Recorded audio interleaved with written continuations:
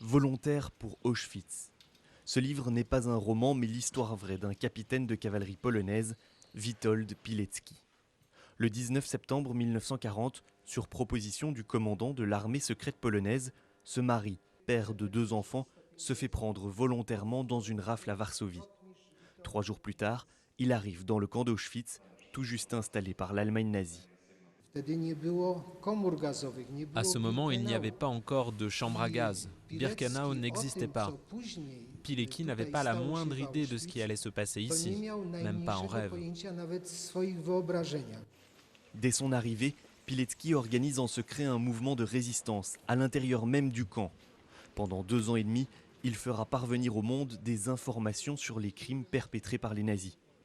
Lui-même s'évade d'Auschwitz en avril 1943 et retrouve sa famille à Varsovie. Sa fille et son fils avaient alors respectivement 10 et 11 ans. Il ne nous racontait pas ce qu'il avait vu, sans doute parce que nous étions trop jeunes. Au contraire, il essayait de nous distraire, moi et mes amis.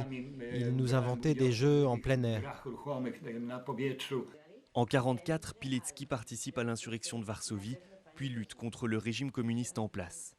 Arrêté le 8 mai 1947, il est jugé, condamné à mort et exécuté en secret 1 an plus tard, le 25 mai 1948.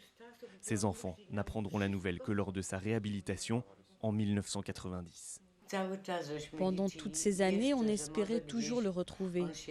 On se disait qu'il pouvait être mort, mais pas de cette manière, sans qu'on puisse même avoir de tombe où se recueillir.